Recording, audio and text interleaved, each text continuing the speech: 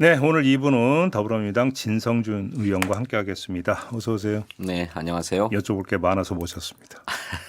예. 왜 그렇게 곤혹스러운 표정을 지으십니까? 지금 당 상황이 심각하죠. 저는 위기라고 생각합니다. 위기다. 이것을 비상하게 인식하지 않으면 아니라는 자세로 대하다가 주저앉는 수가 있다고 저는 생각합니다. 그래요. 그래서 심각한 위기로 보고 비상한 각오와 결의로 사태를 수습하고 돌파하겠다라고 하는 결의가 필요한 시점이다. 그래서 이제 원내대표 출마 선언을 하신 거고. 네, 그렇습니다. 근데 원내대표 출마 선언은 좀 이따 여쭤보고 지금 위기 상황이라고 하셨으니까 그거부터 네. 한번 좀 진단을 좀 여쭤보겠는데 네. 하나하나 지금 일단 그 김병기 의원권이 있지 않습니까? 어느 정도의 악성이라고 평가를 하십니까? 예, 저도 그 정확한 사실관계를 다 알지 못합니다. 여러 가지 의혹들이 제기되고 또 그에 대해서 김병기 전 원내대표는 나름의 해명들은 하고 있어요.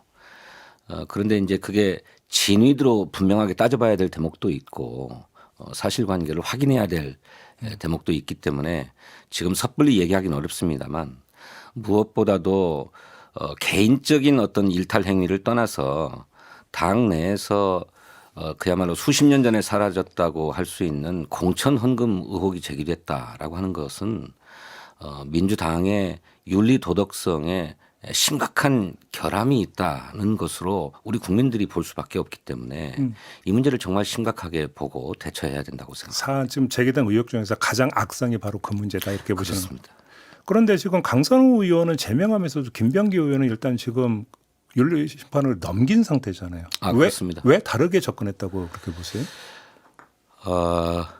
강선우 의원은 그 문제가 이제 제기되어서 본인이 탈당을 했는데 맞아요. 그에 대해서 이제 추가적으로 제명 조치를 한 것 아닙니까? 이건 이제 비상징계가 필요한 상황이라고 지도부가 판단했던 것 같습니다. 네.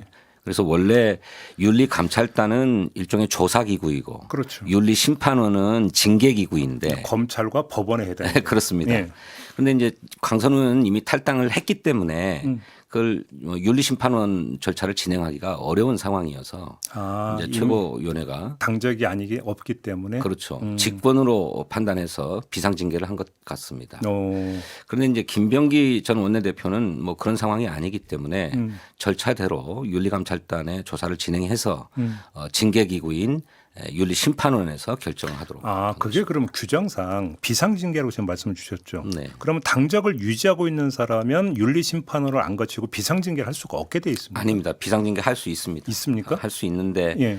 절차대로 진행하는 게 좋겠다. 왜냐하면 아까 말씀드렸던 것처럼 사실관계나 진상, 경위에 대한 확인이 좀 더 필요하고 본인의 소명도 좀 들어봐야 될 필요가 있다고 네. 판단되는 것 같습니다. 본인의 그래서 소명도. 윤리심판원에 징계 결정을 하도록 요청한 것으로 알고 있습니다. 그러면 당이 좋지 말고 이번에는 관점을 바꿔서 김병기 의원 주인공 시점에서 왜 그럼 김병기 의원은 강선우 의원처럼 탈당을 안 하고 버티고 있을까요? 글쎄 이제 아까 말씀드렸던 것처럼 김병기 의원 입장에서는 네. 해명하고 소명할 부분이 있다라고 판단하는 것 아니겠습니까? 제기되는 의혹의 상당 부분이 억울하다 이렇게 지금 본인이 생각하고 있다는 걸까요? 뭐 억울하다고 생각하는지 어쩐지는 모르지만 예. 뭐 보좌진에 의해서 제기되는 의혹이라든지 언론에 의해서 제기되는 의혹에 대해서 예. 자기 나름으로는 방어 논리가 있고 또 충분하게 소명하면 납득되는 부분도 있다고 판단하는 게 아닌가 싶습니다. 그래요. 강선우 의원권 같은 경우는 지금 사실 아직까지 그 1억이 어떻게 된 건지는 확인은 된 건 아니거든요. 근데 의원님 지역구도 강서구 아닙니까? 그 지금 강선우 의원권에서 이제 불거졌던 김경시 의원이 이제 지역구가 강서 지역이었고 혹시 김경시 의원은 좀 평소 아는 사람이었습니까? 어떤 사람입니까? 알죠. 같은 옆 지역구에 계신 분이니까 강서구 행사 같은 데서 수시로 만나는 사이이고 뭐 따로 만나서 이야기 나눌 뭐 그런 정황은 없었습니다만 네. 알지요. 알아요? 예. 어떤 사람으로 기억하고 계십니까? 제가 이제 겉으로만 봤기 때문에 뭐 속속들이 그 인품을 다 알기는 어렵습니다만 네. 굉장히 겸손하고 성실한 분으로 저는 알고 있습니다. 그렇게 알고 계셨어요? 네. 그러면 이런 일이 그 있었다는 것을 전혀 모르고 계셨던 거예요? 네, 저는 전혀 몰랐습니다. 그래요? 근데 다만 김경 시의원이 그 전에는 비례대표 서울 시의원으로 활동을 했습니다. 그런데 이제 재선에 도전하면서 강서 갑 지역에 이제 공천 받아서 오게 되었는데 그 공천 전까지도 잘 몰랐어요. 그리고 이제 공천 받아서 이제 활동을 하실 때 강서에 큰 연고가 없는데 오게 됐다라고 하는 걸 알게 되어서 무슨 사유가 있을까? 연고가 없는데 공천 받아 와서 선거가 잘 될까? 네. 뭐 그런 생각은 한 적이 있습니다. 근데 하나만 더 여쭤볼게요. 그 시의원들이 그러니까 국회의원에게 정치 후원금을 주는 것이 많이 있습니까? 그런 현상이 많이 있습니까? 글쎄, 이거는 지금 그 공천 1억과는 별도로 여쭤보는 거예요. 왜냐하면 오늘 보도가 하나 나온 게 있어서 여쭤보는 겁니다. 네. 김경 시의원이 안규백형 국방장관에게 정치 후원금으로 500만 원을 준 적이 있다라는 지금 보도 나왔고 혹시 보셨습니까? 그 보도는 못 봤습니다. 그래서 한번 여쭤보는 거군요. 관례상 어떤지를. 아니 그거는 뭐 일반적인 관례라고 하기는 어려울 것 같고 네. 같은 지역위원회의 지역위원장과 또 소속 시의원 뭐 또 기초의원으로 활동을 하고 있기 때문에 네. 그 의원의 의정 활동을 뭐 돕겠다 지원하겠다라고 하는 마음은 가질 수 있는 거고 그런 차원에서 후원금은 있을 수 있는 일이죠. 그러니까 제가 궁금한 게 안구백 의원이 지금 지역구가 강서 쪽인가요? 장관이? 아닙니다. 아니잖아요. 네. 그러니까 이채로워서 여쭤보는 거거든요. 네. 이제 그래서 그런 관계는 그런 건데 네. 상대적으로 후원이야 무슨 특별한 관계가 없어도 물론 고액 후원은 다른 경우입니다만 500이 최대한도죠. 네, 그렇습니다. 예. 1인이 할 수 있는 1년 한도죠. 전혀 알지 못해도 나 저 국회의원 의정활동 돕고 싶다 마음에 든다 하면 후원금을 보내주시기도 하잖아요. 저 같은 경우도 뭐 관계도 뭐 없고 일체 모르는 분인데도 후원금 보내주시는 경우가 있어요. 뭐 그렇게 막 한도에까지 보내주시는 분은 없습니다만은 그 같은 당 의원으로서 할 수는 있다고 보는데 물론 그렇게 할 때에는 그래서 차후 좋은 인상을 남기고 공천 심사나 뭐 이런 과정에서 긍정적으로 작동할 수 있겠다라고 하는 기대를 가지고 할 수야 있는 거겠죠. 알겠습니다. 아무튼 김경시 의원이 그 강서 지역에서 이제 시의원으로 공천을 받았을 때 혹시 그 지역에서는 뭐 별다른 얘기는 나온 바가 없었습니까? 아니 그러니까요. 아까 얘기했던 것처럼 그 지역의 사정을 제가 정확히 알지는 못하지만 그냥 바깥에서 볼 때도 강서에 뭐 이렇다 할 연고가 없는데 시의원에 도전하느구나 하는 생각에서 좀 의아스럽게 생각한 것은 사실입니다. 그 그리고 정도로. 그 지역에서도 아무래도 왜 낙하산으로 오냐라고 하는 반발 심리 같은 게 있지 않았겠어요? 낙하산 얘기가 좀 있었습니까? 아니, 그러니까 이제 연고가 없는데 활동하지 않다가 갑자기 공천을 받아서 내려오니까 예, 뭐 그런 얘기는 있었을 거라고 짐작합니다. 그래요. 강선 의원과의 관계와 관련해서는 뭐 이야기 나왔던 것은 없고요. 예, 김경시 의원과. 예, 들은 바 없습니다.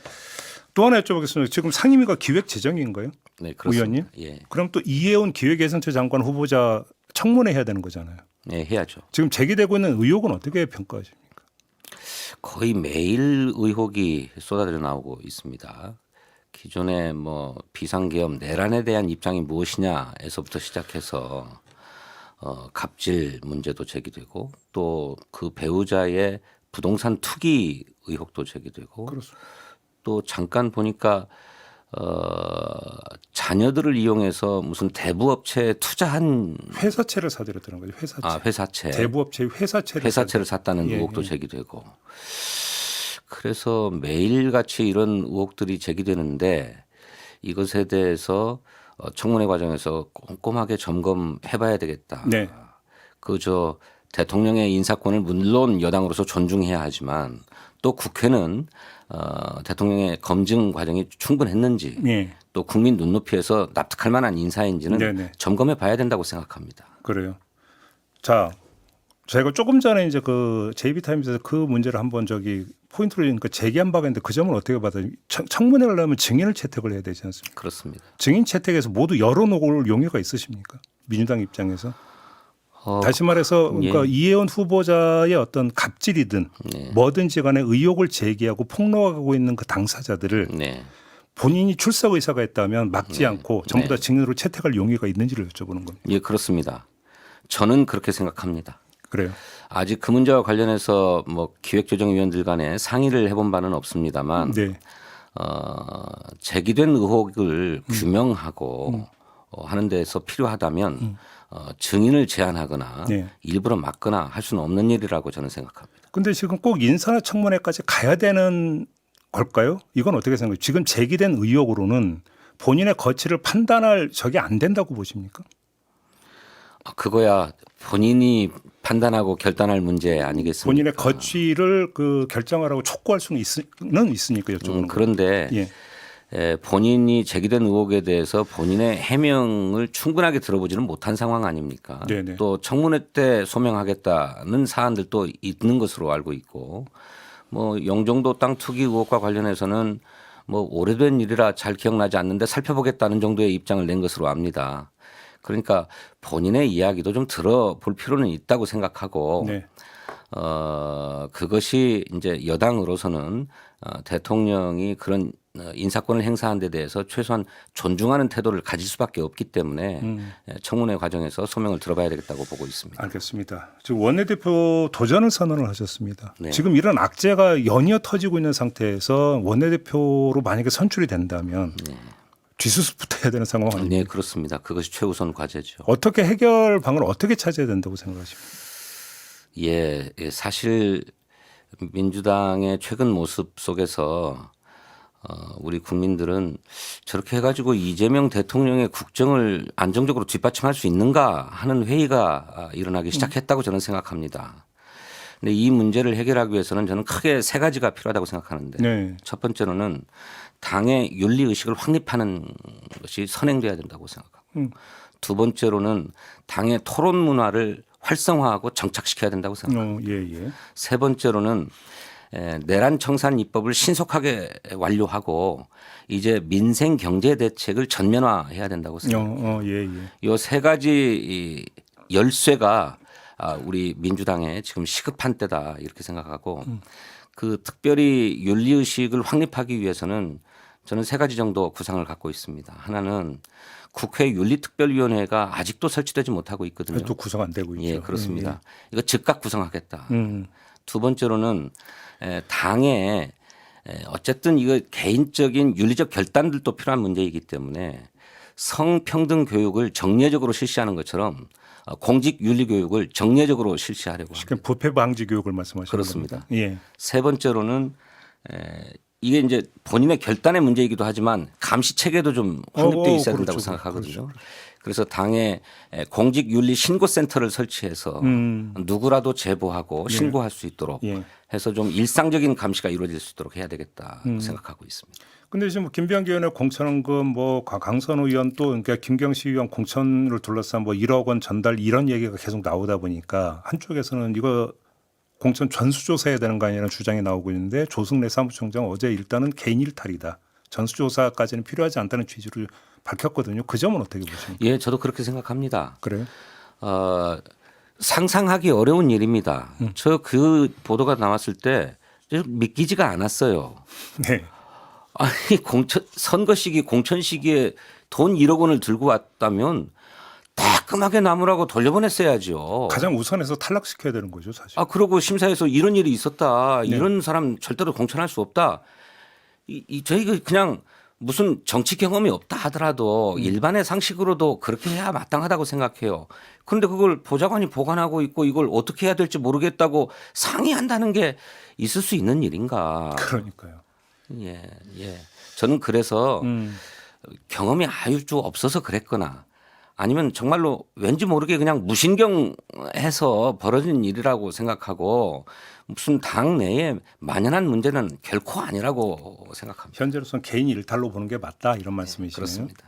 지금 이제 그 제기됐던 당장 불거진 문제 말고 지금 입법 과제가 있지 않습니까? 조금 전에 잠깐 원칙은 좀 밝혀주신 것 같은데 내란 청산과 관련된 입법은 그럼 언제까지 다 끝낸다 혹시 이런 계획표 일정표를 갖고 계시는 겁니까? 지금 당에서는 최대한 빠른 시간 내에 하자 해서 이제 12월 임시국회 회기가 아직 남아 있으니까 그 기간 내에 좀 처리하자는 계획을 갖고 있는데 현실적으로는 조금 무리한 것 같습니다. 네. 지금 민주당에서 새로운 원내대표를 뽑고 있는 과정인데 새 대표가 뽑히면 한 번은 협상해 봐야죠. 예. 제가 듣기로는 그 통일교 신천지 특검과 관련해서는 상당히 의견 접근이 이루어졌다고 그렇게 듣고 계십니까? 알고 있습니다. 예. 그래서 이 문제는 타협의 여지가 있다고 생각이 들거든요. 예. 그래서 뭐 원내대표로 선출되면 그 문제를 좀 즉시 협상해서 합의 처리하는 게 좋겠다 이렇게 생각하고요. 의견 접근됐다는 게 예를 들어서 수사 추천 특검 추천이라든지 예, 특검 수사 추천에는 큰 문제가 없이 의견 접근이 가능한 것 같아요. 제3자로 해서. 그런데 이제 수사 대상, 수사 그렇죠. 범위 문제와 관련해서 국민의힘은 뭐 구태여 신천지를 넣냐 이런 얘기를 한다고 하고 또 명태균 특검인가요? 아니 김건희 특검에 대해서는 그 특검을 특검해야 된다는 주장을 하고 있는데 그건 좀 뭐 어불성설이라고 생각하고 그거는 합의될 수 있지 않을까 저는 뭐 그렇게 생각해요. 만약에 원내대표가 되신다면 당청 관계는 어떻게 풀어야 된다고 생각하세요? 아까 말씀드렸던 것처럼 치밀한 토론이 필요하다고 생각하는데 네.